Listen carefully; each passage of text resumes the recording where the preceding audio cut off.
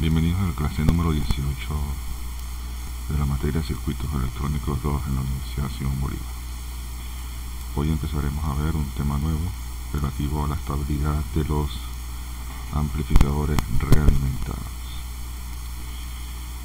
Veremos conceptos de estabilidad absoluta, el criterio de Hurwitz para evaluar la estabilidad de un sistema, el criterio de Root, el criterio de las fracciones continuas.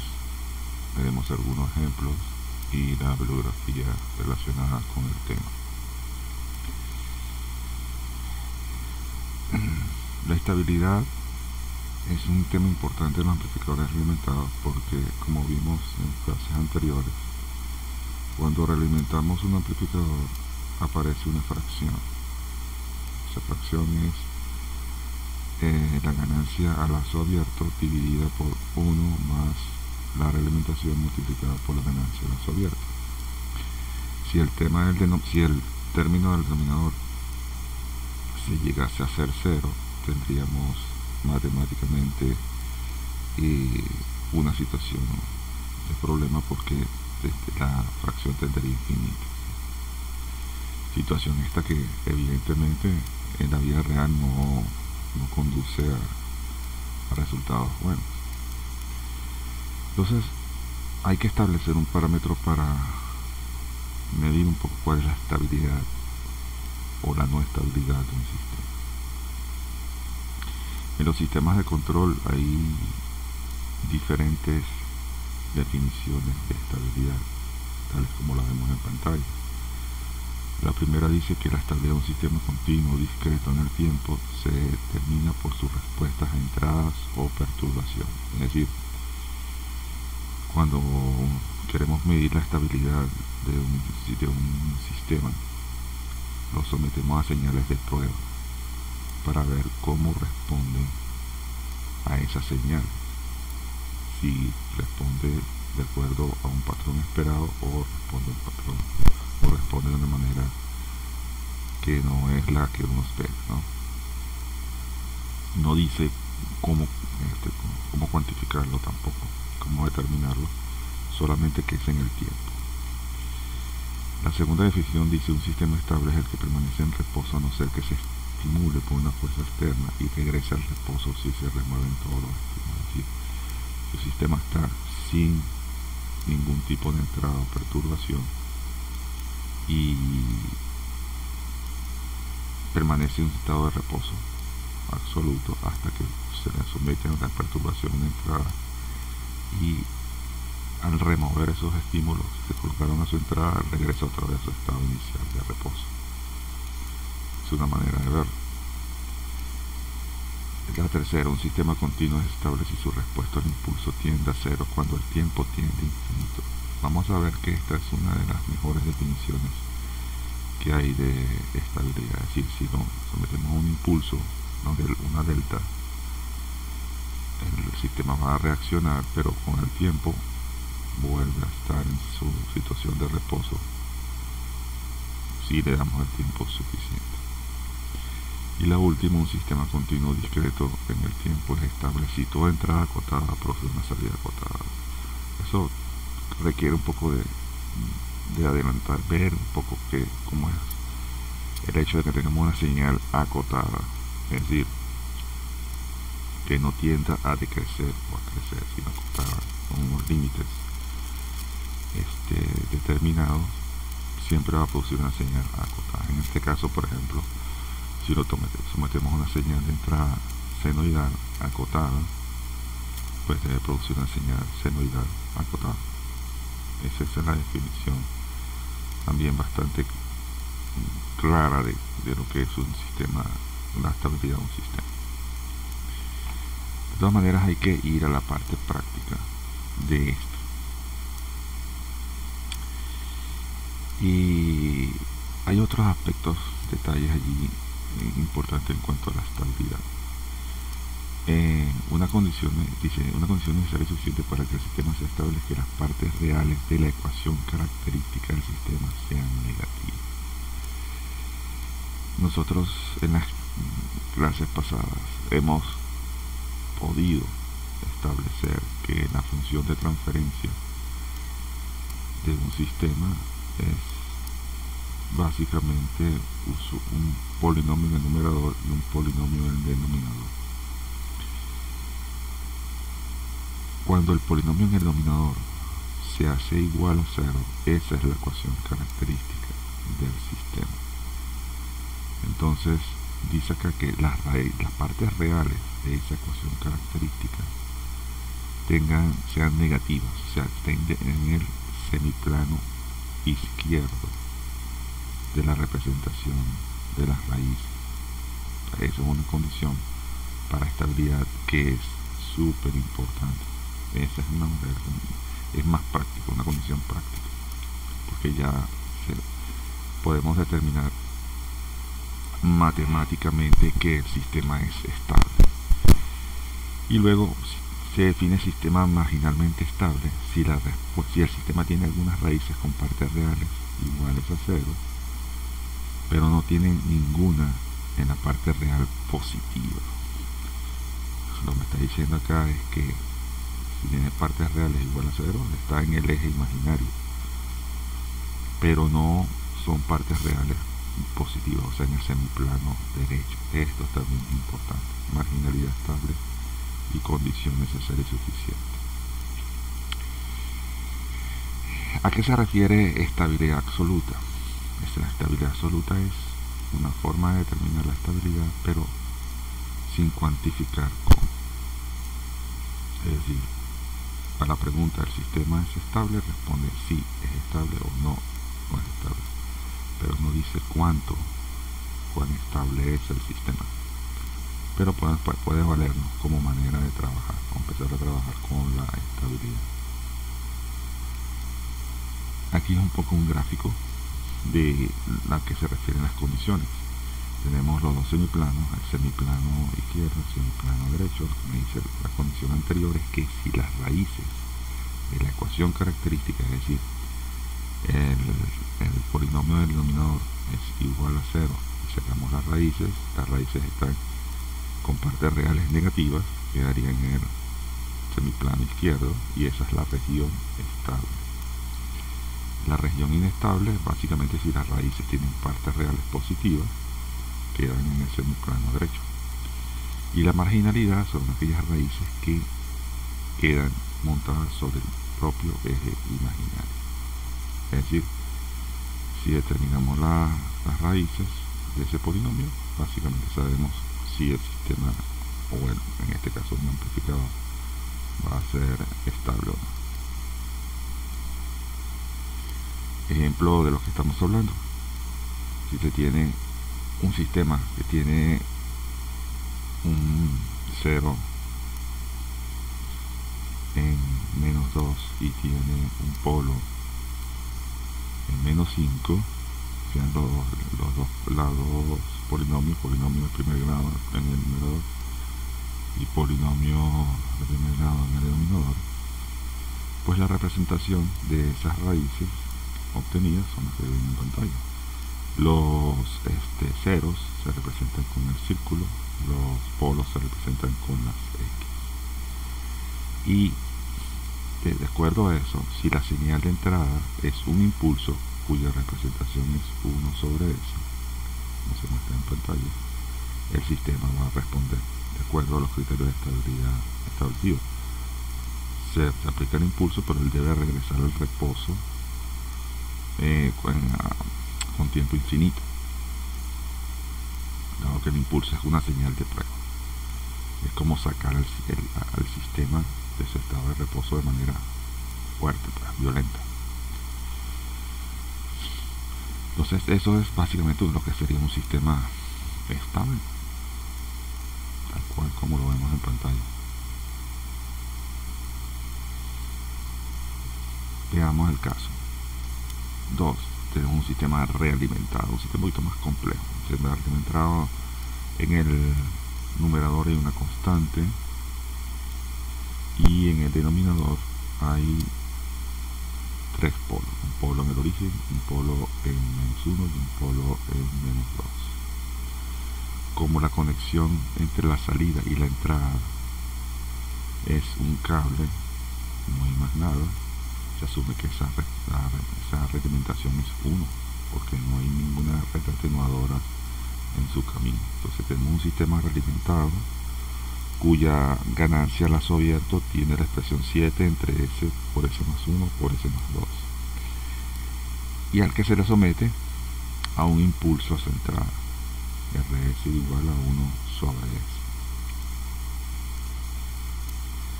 Si hacemos las transformaciones necesarias, porque aquí A es 7 entre S por S más 1 por S más 2 y beta vale 1, hallamos la función de transferencia del sistema realimentado. Colocamos los valores correspondientes y obtenemos que la función de transferencia de un sistema realimentado se puede representar como 7 entre S al cubo más 3S al cuadrado más 2S más 7. Un polinomio de tercer grado. En Scilab existe una manera de hallar las raíces de ese polinomio fácilmente. Entonces usamos el comando roots del polinomio. Si definimos el polinomio del denominador como P y colocamos los distintos coeficientes de los términos de S, 1, 2, 3 y 7, obtenemos que tienen efectivamente 3 raíces. Una con parte real negativa menos 3, 0.0867453, y 2 raíces con partes imaginarias. Las dos raíces tienen partes reales positivas, y una raíz imaginaria positiva y una raíz imaginaria negativa. De acuerdo a los criterios establecidos, al tener 2 raíces del lado en el plano derecho, el sistema es inestable. ¿Okay? Entonces, bueno, eso es un poco la idea de esto. Ahora, si queremos graficarlo, bueno, podemos usar también Scilab para graficarlo. Usamos S para definir que vamos a escribir un polinomio, y usando el término de referencia S para cada uno de sus factores, definimos el polinomio en el numerador, que es 7, el polinomio en el denominador, que es S elevado a la 3 más 3 por S elevado a la 2 más 2 por S más 7, y definimos la función de transferencia con el comando syslin, donde establece que es el numerador entre el denominador que establecimos, y mandamos a graficar la función de transferencia con el comando plsrft. Resultado tal cual lo predijimos. Tenemos una raíz de pura parte real negativa, esto está bien, pero observamos que cuando estamos montados sobre el eje imaginario tenemos 2 raíces con parte real positiva muy cerca del eje, pero con parte real positiva, y tienen partes imaginarias. Y ya es la foto del sistema, un sistema que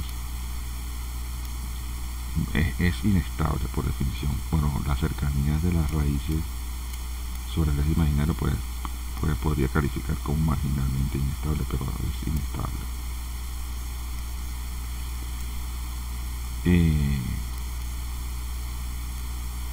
Eso afecta particularmente nuestro sistema.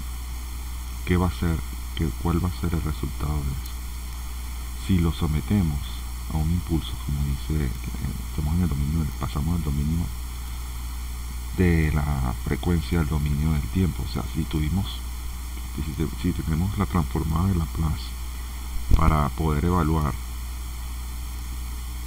la estabilidad del sistema a través de su función de transferencia, cuando regresamos al dominio del tiempo aplicando la transformada inversa de Laplace y lo sometemos a un impulso, a un escalón en este caso, mejor dicho, evaluando entre 0 y 1, la respuesta del sistema va a ser una función senoidal que va a ir creciendo en amplitud.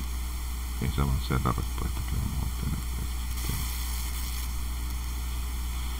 Entonces esa respuesta no va a ser acotada, ¿va? De acuerdo a los criterios de estabilidad que vimos inicialmente.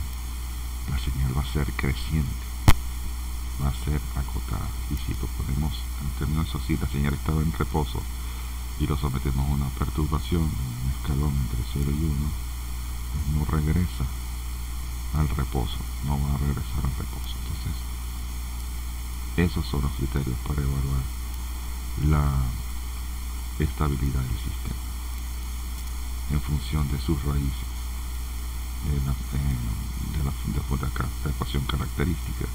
Esa va a ser la foto que nos va a servir un poco para poder evaluar la estabilidad de un amplificador alimentado eventualmente.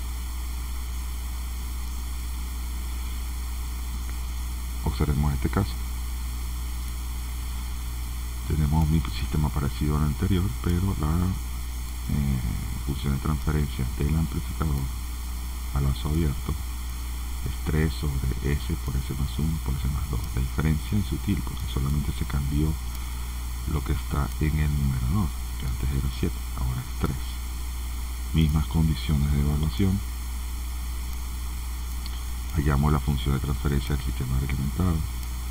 Obtenemos que la ecuación característica, que es el polinomio del denominador, es S a la 3 más 3S al cuadrado más 2S más 3.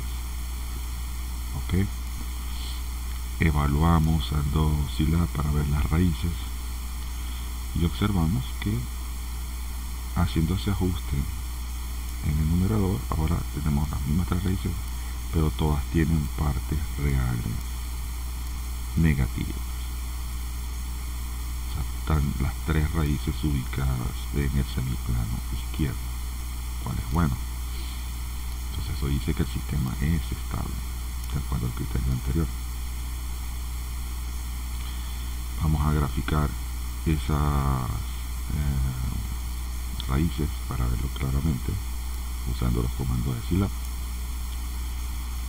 y podemos observar que efectivamente están en el semiplano izquierdo. Antes siempre la parte gráfica ayuda, por supuesto. Entonces tenemos el eje imaginario en 0 y las dos raíces, aunque muy cerca del sistema del eje imaginario, pues siempre están en el semiplano izquierdo. Vemos un poco entonces qué pasaría si se le somete a una perturbación a través de un escalón. Entonces ahí vamos a estar obteniendo esto. La señal tiende a oscilar producto de la perturbación, pero con el tiempo la señal va a volver al reposo. Ese es el tipo de respuesta a un sistema estable. Ok, reacciona a la perturbación, pero regresa a su estado de reposo, como debe ser. Esa es la característica de un sistema estable. Entonces, bueno, ya gráficamente podemos tener un esquema gráfico para evaluar la estabilidad de un sistema. Entonces, dependiendo de las características de las raíces obtenidas en el semiplano izquierdo, podemos tener respuestas como las que están en pantalla. Si las dos raíces son reales, si es un sistema de grado 2, para hacerlo simple, tiene dos raíces en el semiplano izquierdo y estas son raíces diferentes, reales, negativas diferentes, la respuesta a la perturbación es algo bastante amortiguado. Fíjense que no hay oscilaciones de ningún tipo, simplemente el sistema reacciona, pero es un sistema lento, obviamente reacciona lentamente, pero se llega a estabilizar. si las raíces son iguales, son raíces dobles, dos raíces reales negativas dobles, si tenemos todavía tenemos amortiguamiento, pero no tanto como en el caso anterior. Y si tenemos esas dos raíces son partes reales negativas, pero con componentes imaginarios, el sistema tiende a oscilar levemente, pero de forma amortiguada hasta que efectivamente vuelve al reposo. En el caso de los que son marginalmente estables, si las raíces imaginarias están justo sobre el eje imaginario, la respuesta va a ser una señal acotada, senoidal acotada. Y si las raíces están totalmente en el semiplano derecho, tienen partes imaginarias, pues se produce una onda senoidal que tiende a ir creciendo, o sea, con una envolvente creciente. Y las últimas, si tienen partes reales positivas pero sin parte imaginaria, pues es un sistema que tiende a crecer hacia el infinito. O sea, se le produce una perturbación y su amplitud de salida va a tender a crecer hasta el infinito. Que es como, por ejemplo, lo que pensábamos cuando, si en la función de transferencia, la parte del denominador se hace cero y dice, bueno, esto entre cero e infinito, esa sería un poco lo que uno imagina que va a pasar en esa función de transferencia con realimentación. Entonces, bueno, ya un poco aterrizamos gráficamente los primeros conceptos de estabilidad para un poco hacerlos manejables. Ya sabemos que matemáticamente, si sacamos las raíces de la función de transferencia del sistema realimentado, en la parte del denominador, esta ecuación característica nos da las variables, la información que necesitamos para poder evaluar el sistema. Es aquí un gráfico, siempre me ha gustado poner porque ilustra muy bien todos estos conceptos, ¿no? Del lado izquierdo la parte estable, del lado derecho la parte inestable y las posibles respuestas a perturbaciones del sistema dependiendo de la ubicación de las raíces. Es un gráfico excelente para podernos ubicar, ¿no? Dependiendo de la ubicación de las raíces, si están si son raíces sin partes imaginarias, si tienen partes imaginarias, si están montadas sobre el eje, esas son las respuestas. Observen que del lado izquierdo, la respuesta a una perturbación básicamente puede ser que la señal tiende a oscilar, pero tiene que decaer y volver a cero. Del lado derecho, la respuesta al escalón es un sistema oscilatorio que tiende o se mantiene con una amplitud acotada. Eso lo vamos a ver más adelante. Se mantiene acotada, pero puede ser considerada estable, es decir, no se va hacia el infinito, que son todas las raíces que están en el eje imaginario, y las que están en el semiplano derecho sí tienden a crecer hasta infinito. O sea, eso es inestabilidad.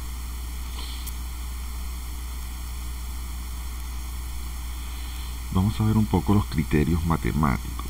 Entonces, el primer criterio es el criterio de Hurwitz.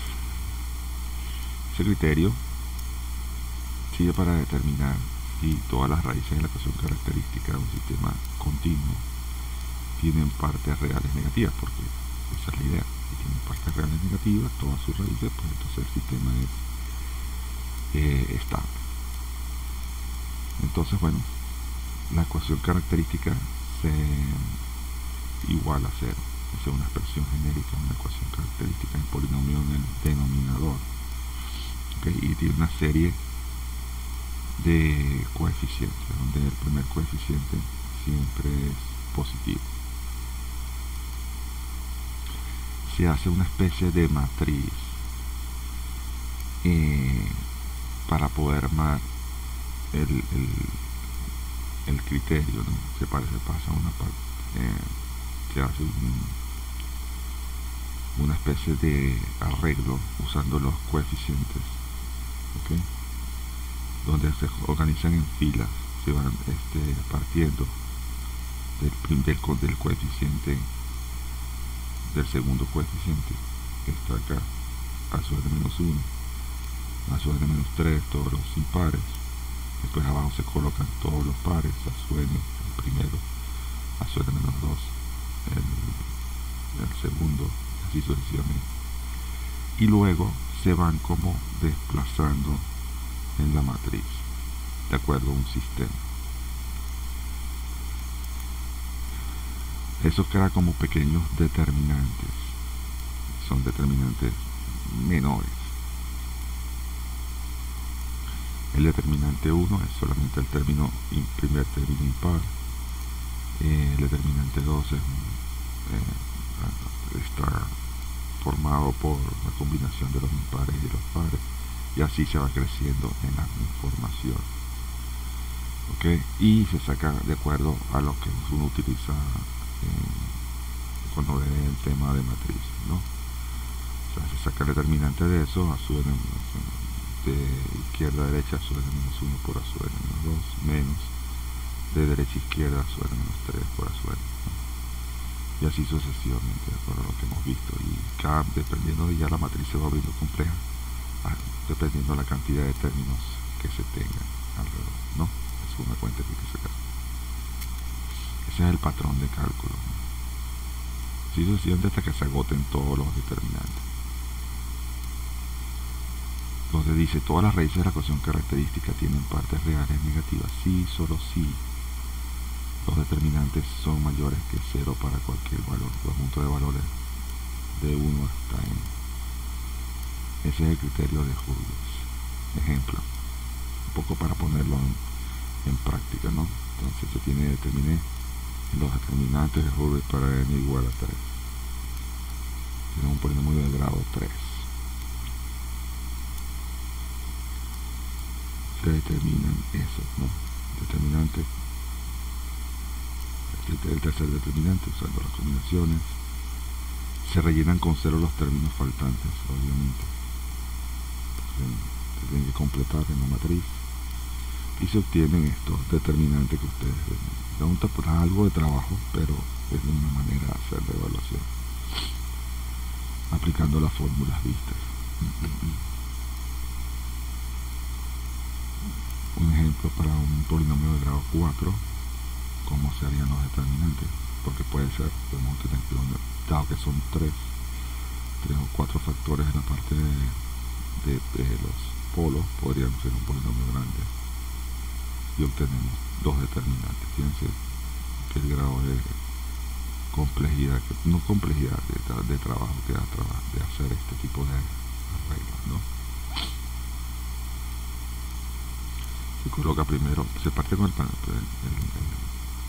determinante mayor 4, porque se tienen todos los coeficientes, y luego se va reduciendo, se va acotando la repartición de los determinantes, ¿no? Por ejemplo, en el grado 4 están a su 3, a su 1, son los únicos términos impares, de la segunda fila, a su 4, a su 2, a su 0, se completa con 0 los términos que no estén. Luego se coloca se corre un valor hacia la derecha, a su 3, a su 1, a su 4, a su 2, a su 0, hasta ahí. Luego el determinante 3 es el más chiquito, es como la cuadrícula más chiquita, ¿no? A su 3, a su 1, a su 0, a su 4, a su 2, a su 0, 0, a su 3, a su 2, ese es un determinante. Luego se corre con el del medio, a su 2, a su 0, a su 3, a su 1, y luego a su 3, que es el último que queda, que es el término que está sol, y así. Entonces hay una manera para hacerlo. Todos estos determinantes tienen que dar siempre positivo, y todos los determinantes son positivos, el sistema es estable.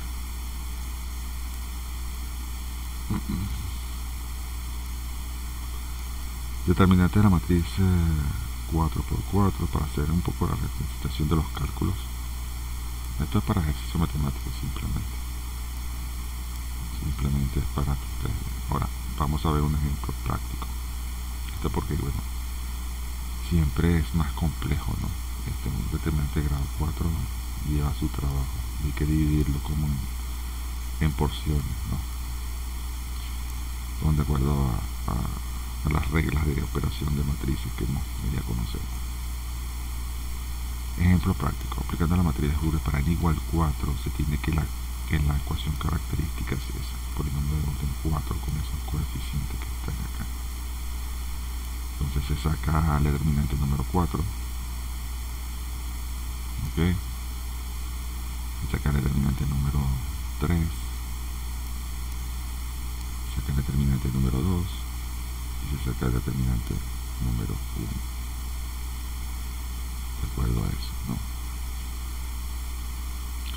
Todos los términos, pues, no necesariamente dan 1, ¿no? En este caso 162 menos 108 da una cantidad que luego resta a menos 181, a ojo por cierto, por supuesto, pues va a dar claramente negativo.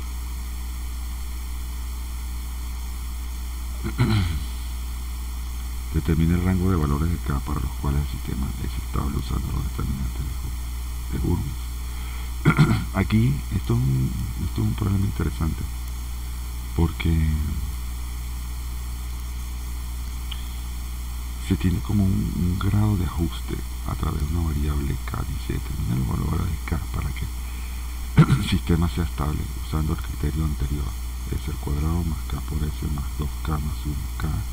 Es como una constante de ajuste. Entonces, en este caso en particular,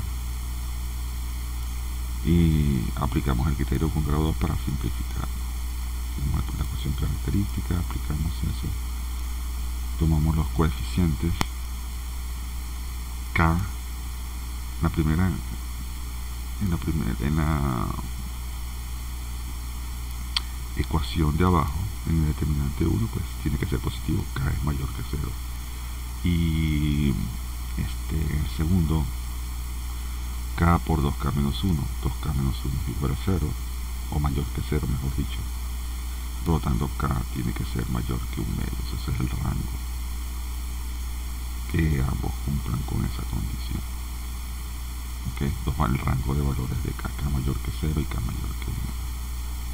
Entonces la intersección de esos es lo que determina la solución del problema. Es muy matemático y da su trabajo, pero bueno, es un criterio al fin y al cabo que puede servir para poder evaluar la estabilidad de un sistema. Luego viene el criterio de Root, que se parece un poco al anterior. El criterio de Root está basado en la creación de una tabla, también a partir de los coeficientes.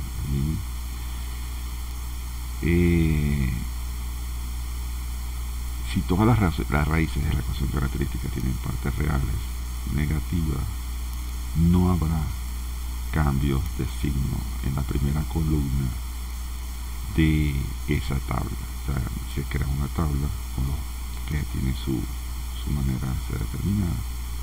Vamos a tener una serie de valores, pero en la primera columna de la tabla, la primera de ellas, si todas esas partes que están allí, si todos esos números no cambian de signo, entonces tenemos que no hay raíces en el semiplano izquierdo y el sistema va a ser, en el derecho no va a ser inestable.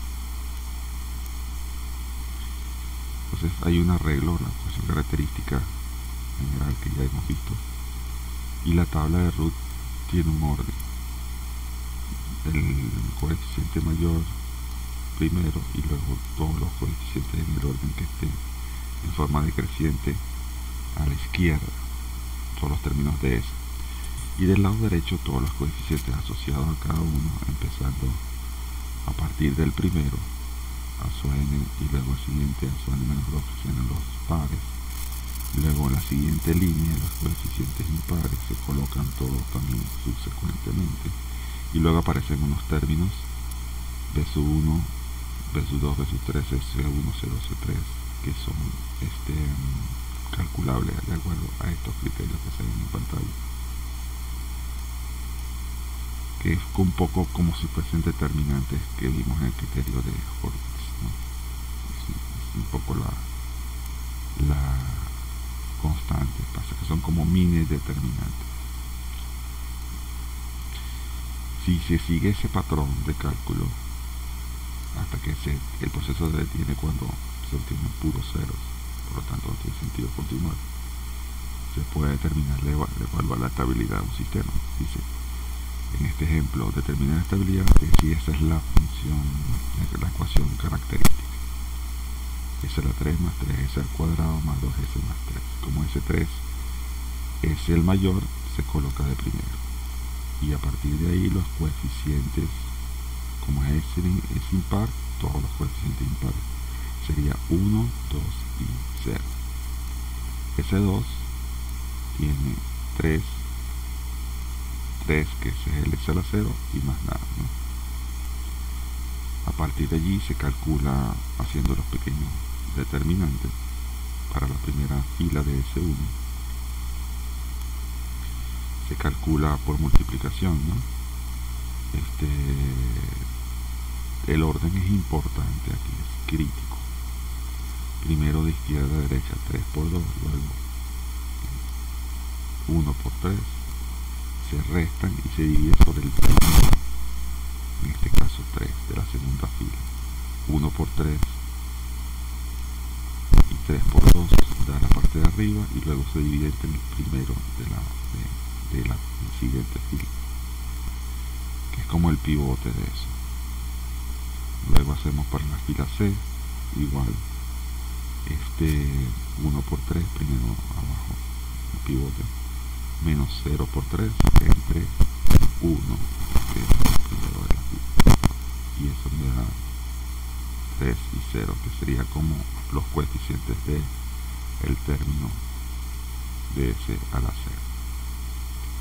Si observamos la primera columna tenemos 1, 3, 1, 3, no hay cambios de signos, por lo tanto el sistema es estable porque los cambios de signos significan que hay raíces en el semiplano derecho, lo cual lo haría inestable.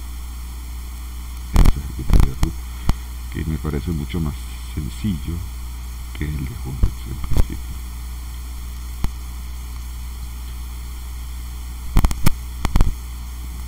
Si vemos la estabilidad de ese sistema, pues obviamente no hay cambio de signo en la primera columna, que es lo que dice en el semiplano derecho, por lo tanto el sistema es estable. Hacemos lo propio con el SILAB para ver cómo va todo. Definimos el polinomio, aquí lo llamamos ecuación característica S, de acuerdo a lo que ya vimos anteriormente, y corremos el comando root de S y efectivamente nos da la matriz que esperaba. En general, creo que es bueno comprobar siempre esta información, o sea, tener un respaldo matemático para eso.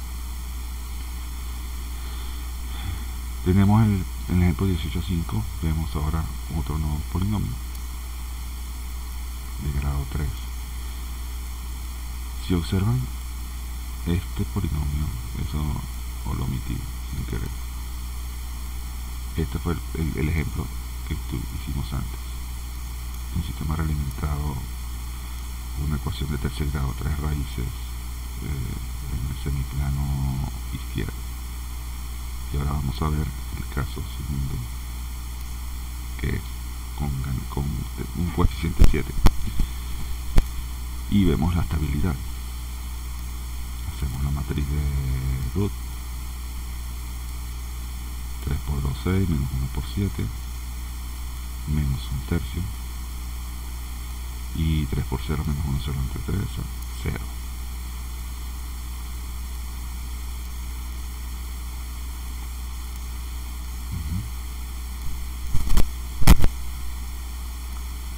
Ya vamos mal, porque ya aparecen siendo menos. Hacemos la siguiente fila, 7 y observamos la primera columna. 1, 3, menos 1 tercio, 7. De 3 a menos 1 tercio hay un cambio de signo. Y de menos 1 tercio a 7 hay un cambio de signo. Quiere decir que si hay dos cambios de signo, hay dos raíces en el semiplano derecho. Si ustedes recuerdan la gráfica que hicimos, efectivamente teníamos dos raíces con parte imaginaria en el semiplano derecho. Efectivamente se comprueba que es así.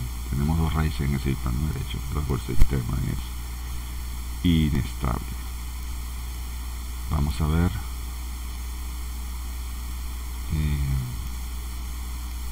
con root de Scilab cuánto es así. Efectivamente 1, 3 menos 0.333, que es la fracción que nos dio, y luego 7. Dos cambios de signos, el sistema es inestable. Entonces, de esta manera no funciona para hacer la evaluación si el sistema es inestable o no. Si tenemos una variable de control que es k, podemos determinar algo de eso. Bueno, vamos a ver si tenemos que el polinomio es s a la 3 más 3s al cuadrado más 3s más 1 más k igual 0. Esa variable k puede jugar a un ajuste para poder hacer que el sistema sea estable o inestable, como si fuese una especie de potenciómetro en la vida real, ¿no? Entonces hacemos la tabla de root, 1, 3, 8 menos k tercios, 1 más k. Entonces si todos tienen que ser positivos,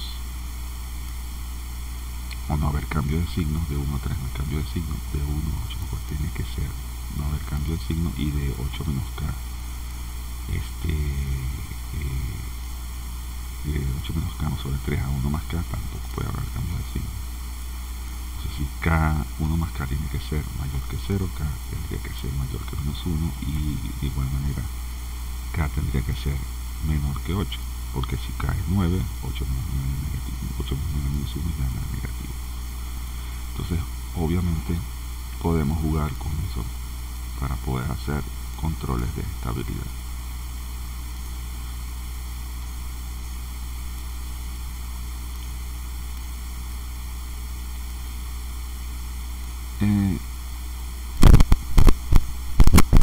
De acuerdo al criterio de root, no puede establecer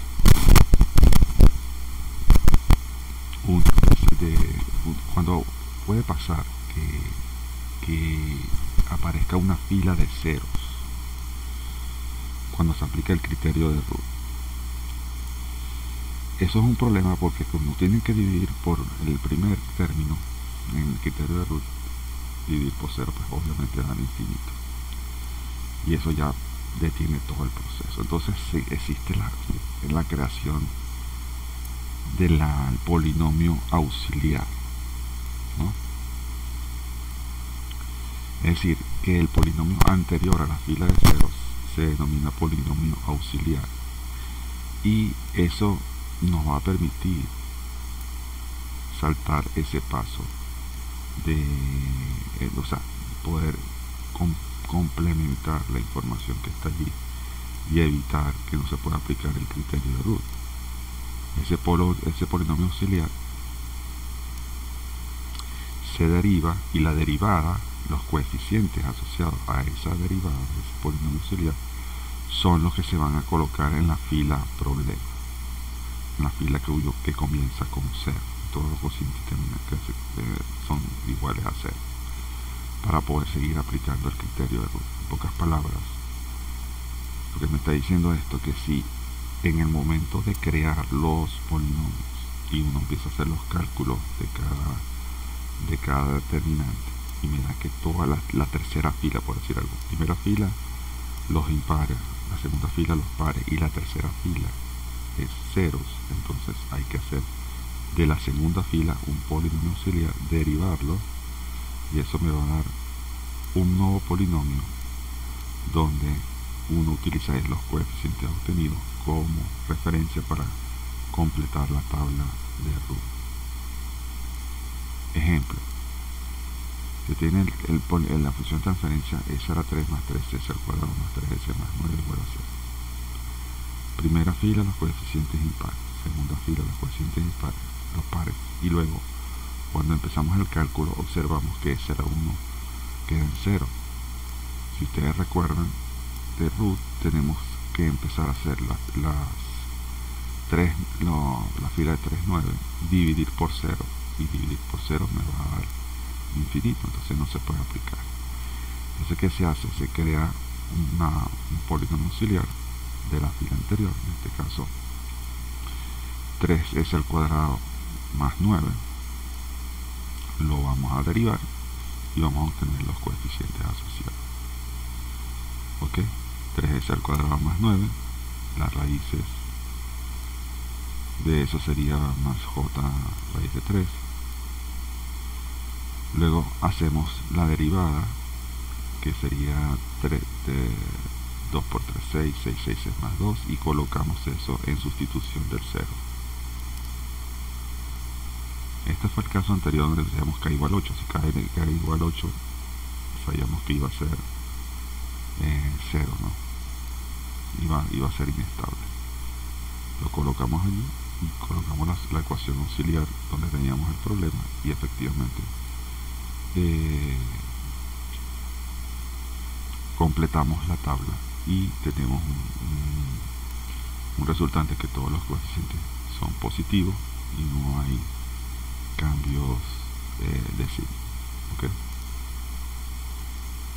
Evaluamos con Scilab y efectivamente funciona para este caso. Todos los valores fueron los esperados en esto. Otro caso especial ocurre cuando el primer elemento de una fila es 0, pero los demás no lo son. Puede ser que el primero sea 0, pero todos los demás no lo son, o sea que la fila no es de 0.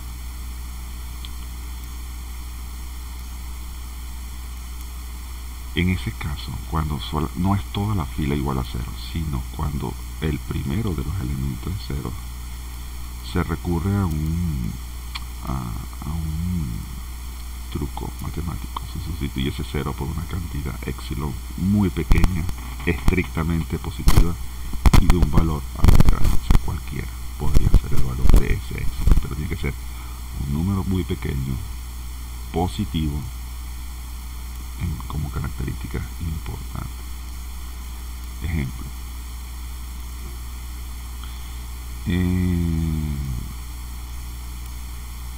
si tiene un polinomio, se le dio un valor de k y hay que cambiar el enunciado, donde la ecuación característica es s a la 4 más s a la 3 más s a la 2s a la 2 más 2s más 3. Observan que cuando se crea la matriz de root, el primer término el primer coeficiente de los s a la 2 es 0, 3, 0, o sea, no es una fila completa de ceros, sino solamente hay un valor que es distinto de 0. Entonces vamos a sustituir ese 0 por un epsilon muy pequeño. y ese epsilon nos va a permitir construir lo que te dio epsilon. Luego el siguiente término va a ser 2 epsilon menos 3 sobre epsilon, y lo siguiente va a ser 3. Ahí faltó un 0 en la segunda columna. Entonces, de acuerdo al criterio de root, tendríamos 1 a 1 no hay cambio de signo, de 1 a epsilon no hay cambio de signo porque epsilon lo definimos positivo. Después 2 más 3 entre epsilon y 3. Como epsilon es un número positivo muy pequeño, utilizamos la teoría de límites, ¿verdad? Epsilon muy pequeño tendería eso como a menos 3 sobre epsilon, lo cual es un número negativo, y va a haber dos cambios de signo, de epsilon, que es positivo, a menos 3 epsilon, a menos 3 sobre epsilon obviamente va negativo, y de menos 3 sobre epsilon a 3 positivo. Dos cambios de signo, dos raíces en el semiplano derecho inestable. Vemos cómo se ve usando Scilab. Tenemos 1, 1, uno el epsilon que aparece allí, el EPS es el epsilon, luego menos 3 más 2 epsilon sobre epsilon y luego viene 3. De acuerdo a eso está bien, pues ese es el resultado esperado. La que pasa es que el formato que es de salida de Scilab es un poquito engorroso, pero si vemos este resultado, vemos que efectivamente es igual.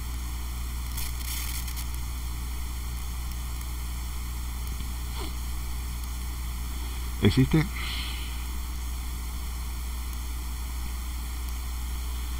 y otro método es interesante de conocer, que es el criterio de las relaciones continuas, y se descompone básicamente la ecuación característica original se descompone en dos polinomios. Un polinomio formado por los términos puramente impares o por los términos puramente pares, y en consecuencia el segundo polinomio, que es el complemento del primero. ¿Okay? Q1 siempre será el de mayor orden, ¿no? Obviamente porque empieza por el A sub n, S a la n. Entonces sé que se empiezan a hacer divisiones de polinomios. Dividimos Q1 entre Q2 para ir formando una serie de términos. El primer término es la división de mayor grado del polinomio 1 entre el mayor grado del polinomio 2. Y luego aplicamos una fórmula tal como la que se ve en pantalla. ¿Okay? A la división entre n entre n-1 se le denomina h1, que es un primer número. Y luego, si digamos pasamos del denominador para el término, dividiendo pasamos el término del numerador al denominador dividiéndolo, nos queda esa expresión que ven en pantalla. Todos son los puros coeficientes del sistema. Y vamos a crear una serie de valores tal como se ve ahí, donde aparecen términos constantes. Por ejemplo, el término a sub n-2 menos a sub n por a sub n-30, a sub n formaría el h2, y luego así sucesivamente se irían formando haciendo divisiones sucesivas de esos polinomios, se irían creando términos como los que ven en pantalla. Si todos esos términos h por divisiones sucesivas son positivos, todas las raíces tienen partes reales negativas y el sistema es estable. Lo que ven que es un procedimiento un poco largo, pero perfectamente válido. Ejemplo: que tiene el polinomio de grado 3, 3s a la 3 más 6s al cuadrado más 12s más 8. El mayor término es s a la 3, su coeficiente es 1. El siguiente es el s al cuadrado, su coeficiente es 6, y así sucesivamente, 12 y 8. Hacemos división de polinomios. Polinomio mayor arriba, polinomio menor abajo, s a la 3 entre 6s al cuadrado, un sexto de s. Aplicamos la ecuación que vimos allá y nos queda eso. 32 tercios de s entre 6s al cuadrado más 8. Pasamos lo que está en el numerador a dividir abajo, como se muestra en pantalla. Entonces me queda 1 sobre 6s al cuadrado más 8 entre 32 tercios de s. Dividimos el primero contra el primero, 6s al cuadrado entre 32 tercios de s.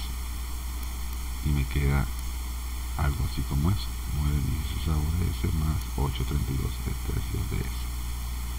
Y luego ese mini polinomio que es de 8 entre 32 tercios de s, pasamos el 8 hacia abajo y nos queda el siguiente coeficiente, 4 tercios de s. Entonces tendríamos 1 tercio de s, 9/16 de s, 4 tercios de s, h1 es 1 sexto, h2 9/16, h3 4 tercios, todos son positivos, por lo tanto el sistema es estable, porque todas las raíces están en el semiplano izquierdo. Entonces ese es el criterio de las fracciones, lo que llaman el criterio de las fracciones continuas, que se ve en sistemas de control.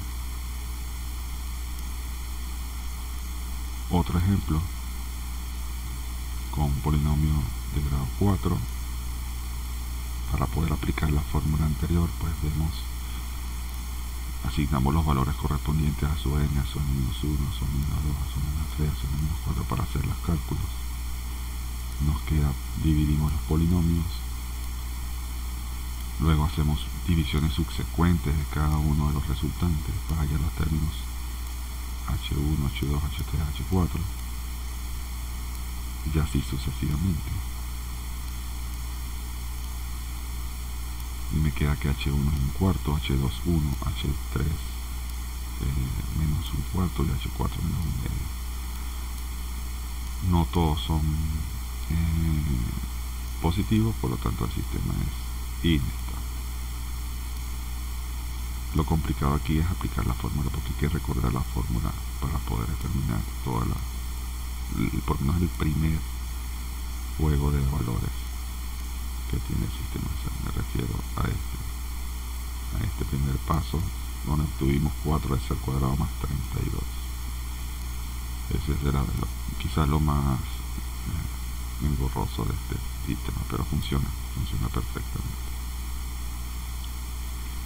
¿Qué pasa si colocamos una variable k dentro del sistema para poder tener un rango de soluciones? Aplicamos el mismo sistema, aplicamos la fórmula que incluye el valor de k. Fíjense que k aparece ya en el numerador y en el denominador de la siguiente etapa, que es 56 menos k sobre 14, entre 14 es el cuadrado más k. Pasamos ese término dividiendo abajo, obtenemos esta expresión, obtenemos ya h2, que es 14 sobre 56 menos k sobre 14, tendría que ser positivo. Luego en el siguiente nivel tenemos el segundo h, que es 56 menos k sobre 14 sobre k, que tendría que ser positivo. Y aplicando estas reglas, ese es el conjunto, esa es la solución. K tiene que ser menor que 784 y K tiene que ser mayor que 0. Ese es el rango que hace que el sistema sea estable, donde todos los coeficientes son positivos. Bien, en resumen, la ventaja de utilizar los criterios de Hurwitz y Root y las fracciones continuas es que no hay que hallar un valor exacto. Eso es un poco lo que se refiere al criterio de estabilidad absoluta. Simplemente dices es estable o no es estable, y sirve porque descarta de ya un sistema. Y la segunda observación es, bueno, que conocer la ubicación de las raíces no es algo poco importante. Eso, ¿qué se puede concluir un poco de esto? Que si el sistema es inestable, lo que hicimos está malo. No, simplemente no hay que empezar de cero a hacer otro diseño. No significa que hay que hacer ajustes, pero ya teniendo claro dónde está la situación de las raíces, podemos hacer que ese sistema, que inicialmente es inestable, convertirlo en estable haciendo pequeños ajustes sobre nuestro diseño original del amplificador. O sea, no es que se va a mandar el trabajo a cero, a la basura, porque encontramos que al final nos dio que es inestable. No, simplemente, bueno, tenemos una situación que hay que corregir y para eso hacemos pequeños ajustes en nuestro diseño.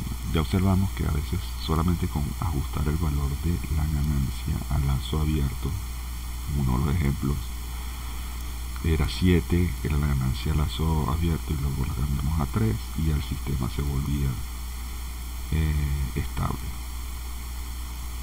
¿Qué significa eso? Que sacrificamos un poco de ganancia para obtener estabilidad. Bueno, no está mal, pues sacrificar ganancia es un ajuste que, si se quiere, no es tan difícil en el amplificador.